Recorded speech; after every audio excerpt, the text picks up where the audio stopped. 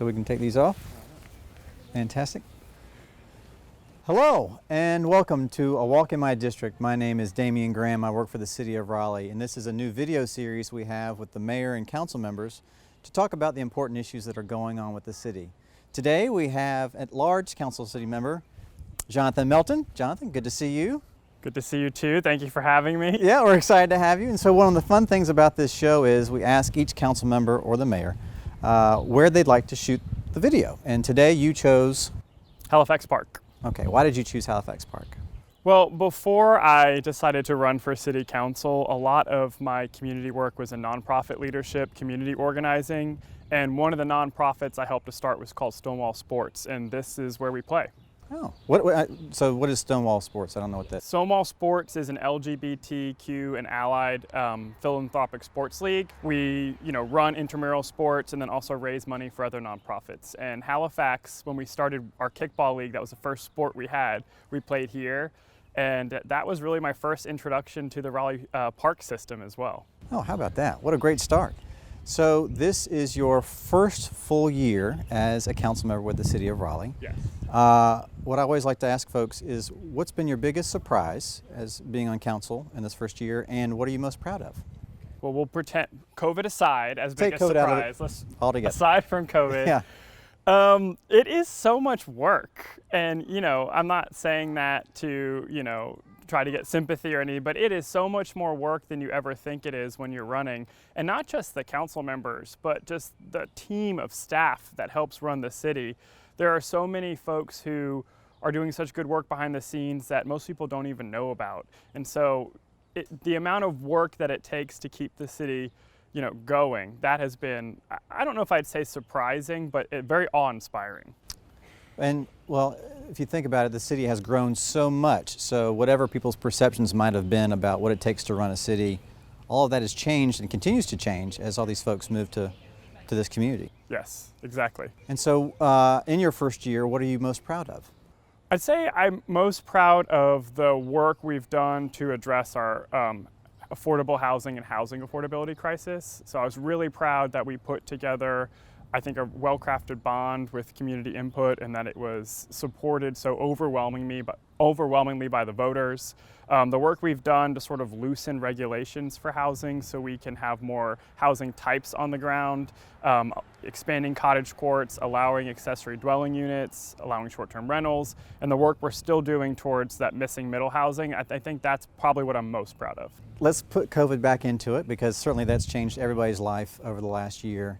Our community is just now starting to reemerge. I mean, the whole country is, but particularly Raleigh. What is something that you hope for our community? I hope we learn from some of these best practices, especially like land use, I guess. I don't know if that's the right word, but the way we've made better use of our public spaces.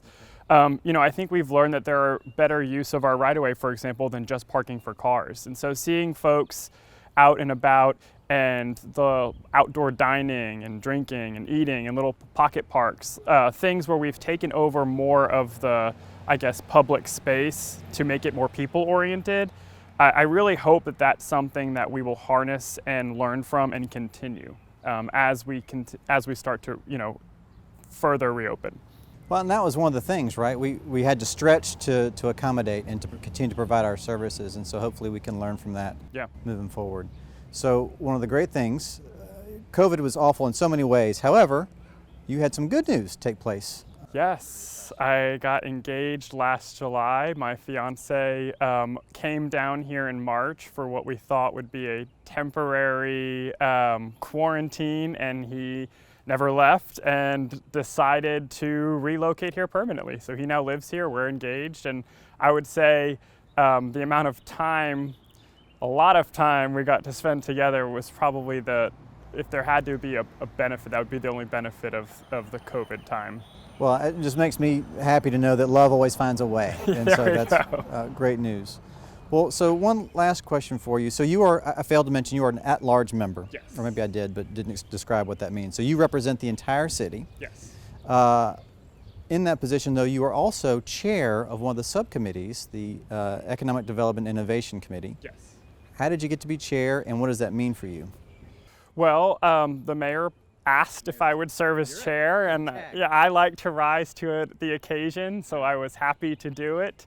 And the work we do, I think, is really important. I really, one of the things I campaigned on was innovation and being forward-thinking, coming from a place of yes city. And we get to do a lot of that work in my committee. And so being chair, I get to help set the agenda, I run the meeting, and I think we're doing a lot of good work. One of the things we're working on right now is looking about how we can place goods and services closer to where people are to make the city less car dependent.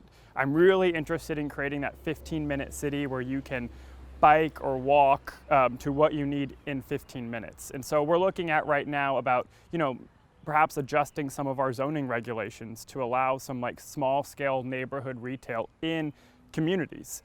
So we've already made recommendations regarding food trucks and mobile retail and looking at doing farmers markets in our city parks.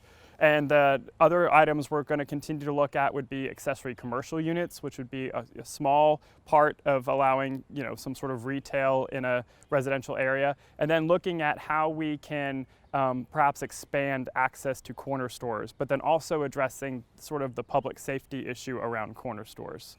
And so I'm really excited about that work moving forward. So that is a lot going on, and that's just one subcommittee of many. That's the one committee. So it speaks to all the events that are going on, all the great work that goes into being a council member, and certainly for the city organization. Yes, a lot of work. Well, Council Member Melton, we so appreciate you taking time to be with us today, and thank you for watching. We'll see you next time.